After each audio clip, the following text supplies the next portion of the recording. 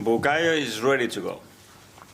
In terms of managing his return to football, because it's been more than 3 months he's been missing, what sort of role do you think we could see him play tomorrow night? How carefully are you going to have to manage his minutes? Well, all the careful thing is already done. So now it's about putting him in the grass in the right moments. But he's pushing because he really wants it. We have respected the time frame. We have done everything, and we had to hold him back even. So he's ready to go. Talk about Arsenal. Yeah, why not? And that news yesterday that they have confirmed that they've brought in sporting director Andrea Berta. And it's been reported that his priority target for a new striker is Victor Gyokeres. OK. Doesn't take much, does it? Tough job that, wasn't it? Yeah, him. Yeah. But that's great news, isn't it? If you're an Arsenal fan, suddenly someone coming in saying, oh, I think we need to bring in a striker. Would that be a good choice if they could get that deal done? Yeah, I think it would be. Depends on the price. I think it always depends on the value of a player and what you can get him in for. But I think what you've seen with him is that he's improved year upon year and there's been a progression within his game. I know he scored a lot of goals for Sporting, but I do still feel that there's a huge step up back into the Premier League to be able to do that. You're also a club who will be fighting. Hopefully, they'll be hoping for a Premier League title next year, so there's bigger responsibility on your shoulders to be able to do that. But it depends on the price tag. I think that's the big question with them. I think Arsenal fans will be also saying, well, why not Isak? Why not go in for him? OK, in an ideal world, if they're both valued at the same money, Isak all day. you go for Isak. Yeah. Newcastle fans will hate even talking about this because they'll desperately want to keep hold of him, won't they? So but I just think you're not going to Newcastle for your summer holiday now. No, I'm not. No, I'm not. But I think, just because you know what he can do in the Premier League, you know what he's capable of, that consistency of performance there. He is the all-round striker. Like Stephen said, Gyokeres has obviously showed his development and his progression. But clearly, that's exactly what a sporting director will do straight away. Will come in and go, well, we need attacking reinforcements, and that number 9 position has to be the priority. So we can sit here now and say Isak, but you're saying that purely, like as Sue says, off the back of the leagues that they're playing in.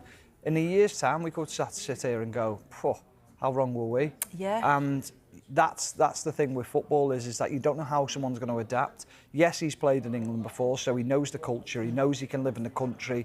That's not an issue. It's then how do you adapt to that pressure of playing in the Premier League? I think one thing that Isak's done is that he shoulders a lot of responsibility at Newcastle. He's shown he can take that on his shoulders. Whereas Gyokeres, yes, it's exporting. There is a big sort of clamour for league titles out there, but is it as competitive as the Premier League? Probably not in that respect. Because we have seen strikers come in paying in the Portuguese league, haven't we? Yeah. Stephen, who've looked wonderful and amazing and then frustrate you on a weekly basis. Evan Nielsen. I was thinking of an... Oh, sorry. Yeah, no. No, it's true. And that's the thing, though. That's where I look at Darwin Núñez and you think of how he's suffered and how he struggled coming into the Premier League. A lot of expectation on his shoulders, big price tag. They're the things that you've then got to live up to. And if you don't score for a couple of games, you get away with that in different leagues, in smaller teams. But at Liverpool, at Arsenal, you don't get that opportunity. If you look at Højlund now at Manchester United, people are wondering why he's not scoring goals. And there's a lot of questions asked. So it's one of those. Is he the right fit for Arsenal? Probably, but that's on paper. There's so much more that goes on behind the scenes. Is it just the pace, the physicality, the skill level, or is it also the scrutiny as well that goes with it? Yeah, I think it's a combination of all of them, isn't it? Because I think you've probably seen players perform maybe in different leagues and it is going to be different to the Premier League. So it's adapting to that, adapting to the club, the culture as well. Maybe if they haven't played in England before, but it is, of course, the scrutiny. If you're playing at one of the top-end clubs, straight away, you know, how long has everybody been saying that Arsenal need to go and get a recognised number 9? So you're that recognised number 9 that comes in and straight away you're expected to score goals. But I think if you are a top-class striker, you probably do believe in yourself and you believe that you can do that. You know that Arsenal have got players that are going to create for you. So, yeah, I think it's probably a combination of all of those factors when you come in. My big thing is when a sporting director comes in is that name's no different to anyone. So Yeah. why do you need a sporting director to go, we'll go after him? Arteta could have told you that. Or any of us could have said, well, Gyokeres is a good player, so why not go after him? I think your job as a sporting director is to go out and find the gems that no one else finds, or get deals done where you think you can't get them done. And I know people will say, well, you can't get Gyokeres. Well, you can, because he's going to move to the Premier League and you're going to pay a king's ransom for him. So that deal should be able to get done. It's the other players that you've got to fill in the gaps in the squad that you're thinking, okay, where can we go and find good players and the gems that are going to not only add to our squad, but add value to the squad as well. So if we do need to sell players down the line and raise money, then we've got players that were adding value to the squad. I think that's why we speak so highly, isn't it, about the likes of Brentford and Brighton and, you know, teams like that do bring in players that you go, oh, not really heard of them, and then suddenly, you know, they go for, you know, £100 million, and you think, well, that's a real clever sporting director, isn't it? A real clever club where they bring in players that you don't know, maybe a young player, and then they develop them and sell them on for whatever value. But I do think with Arsenal, not only is it about bringing the right players in, it's also probably about signing the players that are, or re-signing the players that are already there if they're coming towards the end of the contract, and maybe getting rid of some of the ones that they don't want. And I just think it's so important that he's got that relationship with Arteta as well. You know, it's a communication between the two of them. Yeah, it's not just him going out. It's about how they work together, and I think that will be key.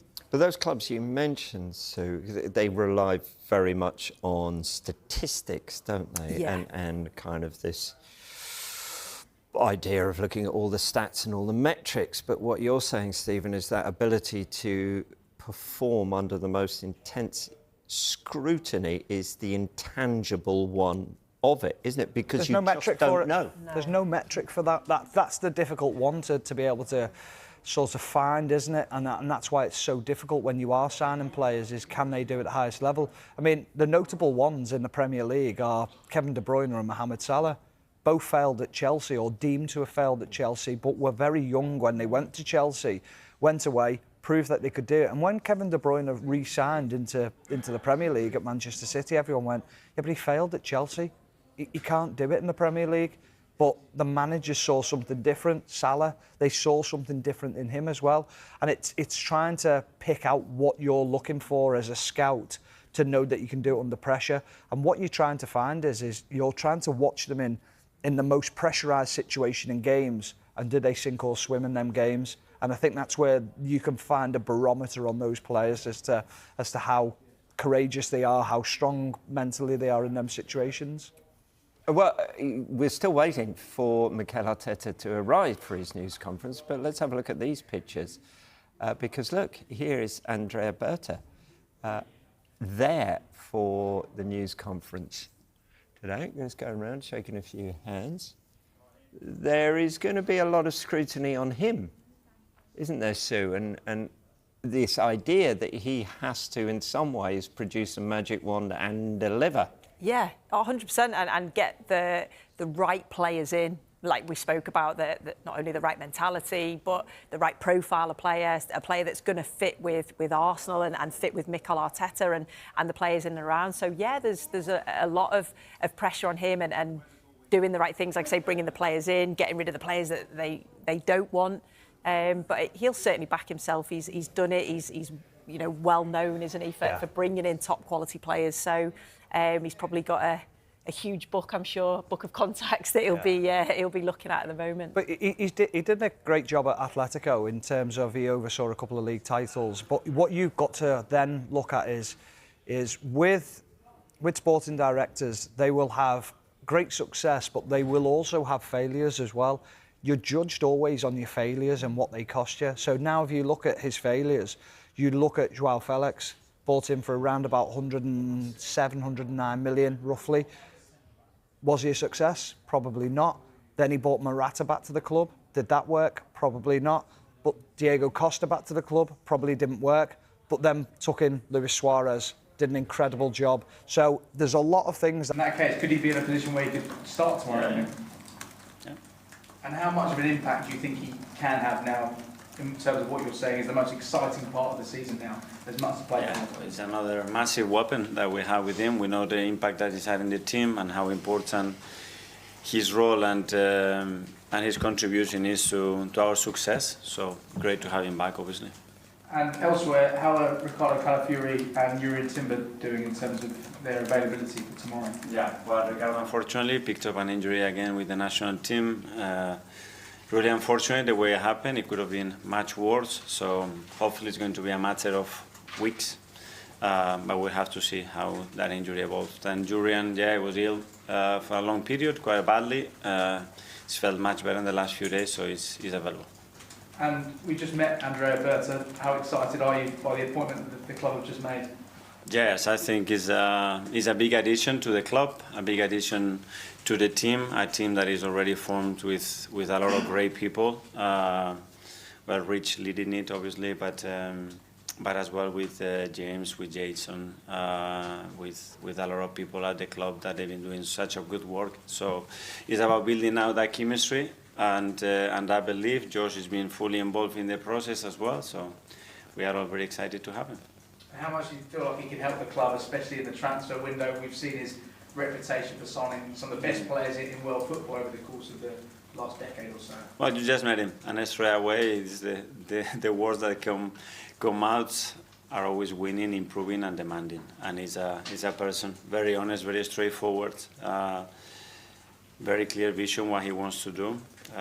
He was so willing to join us, which is a very positive thing as well, because he had many other possibilities, and he's chosen to come to us. And now it's about us giving him the support and all the understanding of the situation and context straight away, and for him to start to do what he's already done for many, many years at the highest level, which has been very impressive.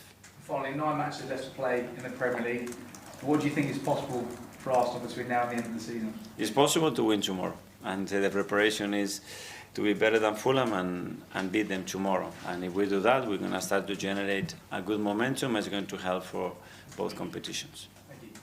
Bashali from the Premier League. Hi. Just to confirm, is Ricardo's injury, it is a knee injury?